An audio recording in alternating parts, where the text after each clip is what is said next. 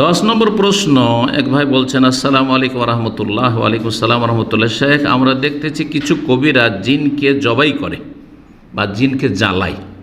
হারকুল জিন, এটা আরবিতেও আছে, অনেকে এরকম করে থাকে, যে কবিরাজগুলো বেদাতি কবিরাজরা এগুলো করে থাকে, বা শিরকি আকিদার কবিরাজগুলো, সেই আরব হোক আর যেই হোক। জবাই করা শরিয়া মোতাবেক কতটুকু জায়েজ, দয়া করে জানাবেন। আপনি কি করে জানলেন যে জিনকে জবাই করে দিল? জিনকে দেখতে পাচ্ছেন? আচ্ছা, যে বলছে সে সত্য বলছি, এটাই বা কেমন করে বিশ্বাস করছেন আপনি? সব অন্ধ কথা না? হ্যাঁ, অন্ধকারে।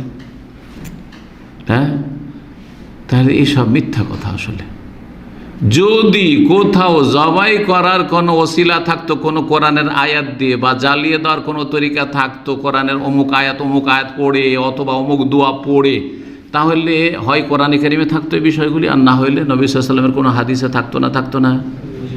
আমরা তো আজ পর্যন্ত হাদিসের ওপর পড়াশোনা করেও কোনো হাদিস পেলাম না। একটা হাদিস কেউ দেখাইতে পারবেন না যেখানে আছে যে অমুক অমুক দোয়া পড়ে জিনকে জ্বালিয়ে দেওয়া যায়, জিনকে জবাই করে দেওয়া যায়। তাহলে কোরআন দিয়ে হচ্ছে না, হাদিস দিয়ে হচ্ছে না, কোনো দলিল যখন নাই, তাহলে কি দিয়ে তারা দাবি করে?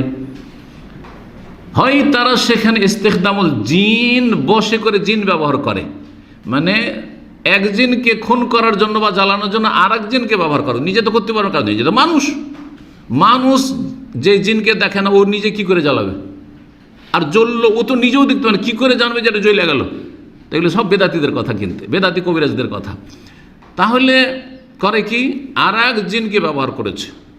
যেমন আপনারা তো শহরে প্রায় লোকই থাকেন, আর গ্রামেও ছোট ডাকাতও আছে, বড় ডাকাতও আছে না নেই?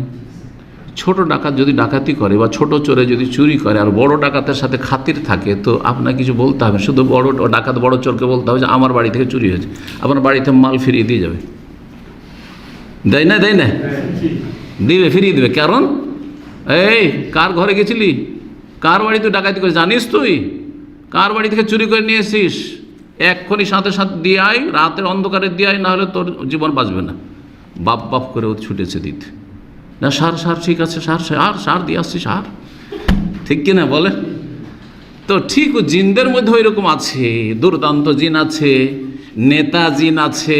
একটা নেতার টেলিফোনে প্রশাসনের অনেকেই কি করবে বেচারা, সার কি বলেন, সার কি করবো, সার তাহলে কি ছেড়ে দেবো? হ্যাঁ ছাড়, এক্ষুনি ছাড়, তুই কি করবে? ও চরম অপরাধীকে ছেড়ে দিতে বাধ্য হচ্ছে না?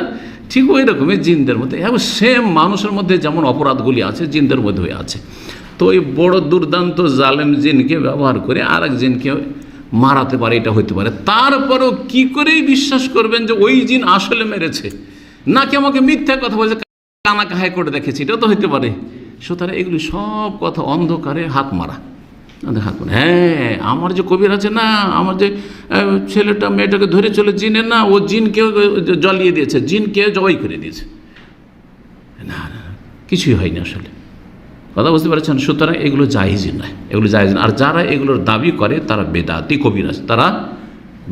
কবিরাজ, বেদাতি রাকি, কোরআন সুন্নাহর রাকি, কোরআন সুন্নাহর যে রুকিয়া করনেওয়ালা, ঝাড়ফুঁক দম করনেওয়ালা, কখনো এসব দাবি করবে না, যেসব দাবির হদিস কোরআনে কারিমে নেই, রাসূলুল্লাহ সাল্লাল্লাহু আলাইহি ওয়াসাল্লামের হাদিসও নেই, সাহাবা ইকরাম সালাফদের আমলেও নেই।